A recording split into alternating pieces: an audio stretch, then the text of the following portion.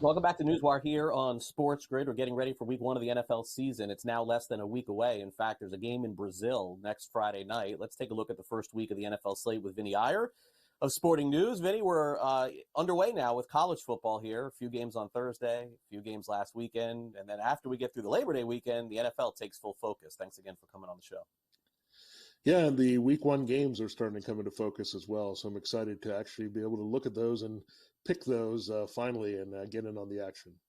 Yeah, and it's week one, and I think that this is the danger zone for me with a lot of teams because on paper, the Patriots do not come close to where the Cincinnati Bengals are with or without Jamar Chase. In fact, if he plays, Vinny, I don't think the number's going to go up much, maybe a half a point. I don't even know that he's worth a half a point in the NFL. But again, all the money is going to come in on Cincinnati, and I'm always very scared of the first week because I think, Vinny, in the end, you and I would agree that the Patriots are only going to win a handful of games, but anything can happen in the first week of the season. That's the danger zone for me.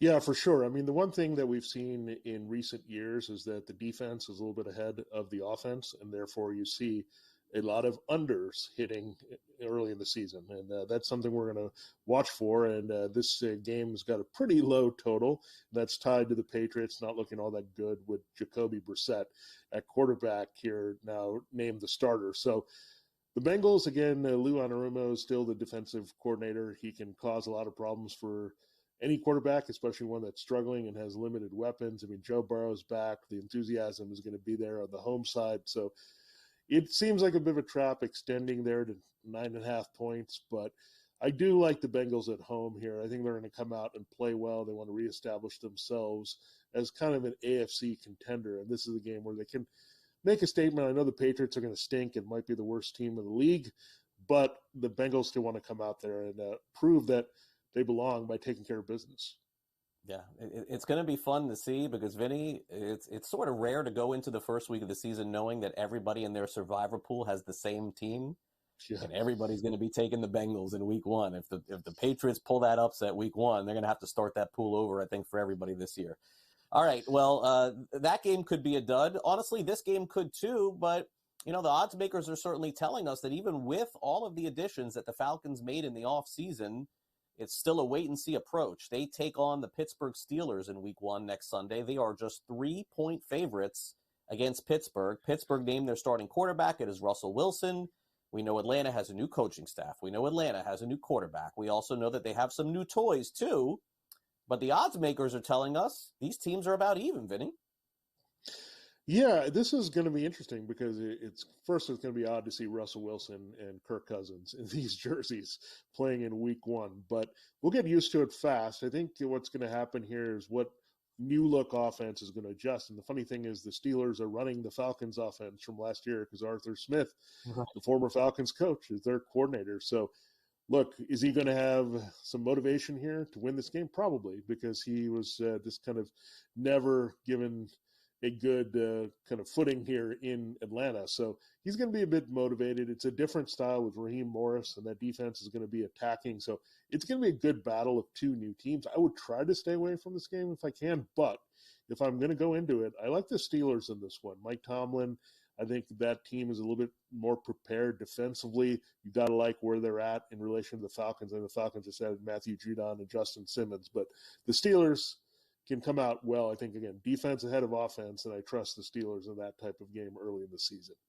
Yeah, no, I think the Pittsburgh Steelers, especially with Tomlin, great against the spread on the road. So that's something to keep an eye on. You see that stat there. Good job by Frank throwing that up there.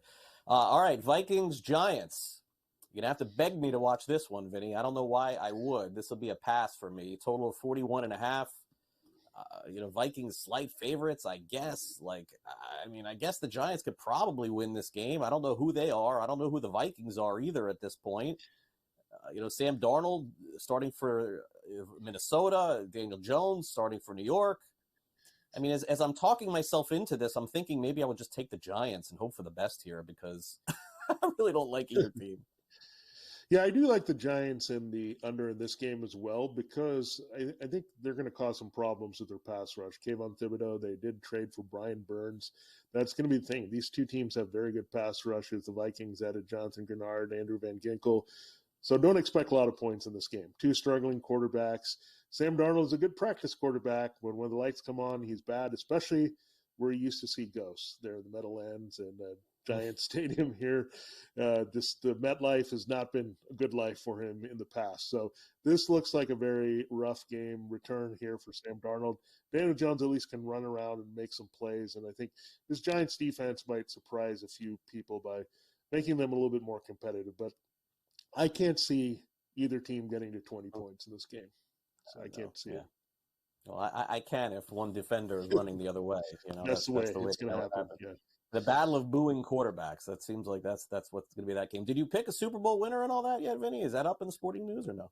It will be, but I'm going with the Chiefs in the rare three-peat. I know it doesn't sound exciting, but it's never happened before in this era, right? We haven't seen any team do that, but look, the Chiefs, I think, are a better team than the end of last year. They've got their defense intact. They were able to get Chris Jones to where he wants to be with his contract. Chris Jones, Travis Kelce, Patrick Mahomes, they're going for 4 rings together. And you look, Xavier Worthy, Marquise Hollywood-Brown, these are extra weapons for Patrick Mahomes that the league should be scared about. Well, Vinny, I know the football season's getting ready to start. I've always wondered if there's a way that we could slow down time for the football season. I know it seems like we're just starting, but before we know it, I know we're going to be talking about the Super Bowl. I don't want to do it. I want to slow this time down if we can. I'll see you next week. We'll take a look at a couple more games. Enjoy your weekend and Labor Day. All right, thanks, Craig. You too.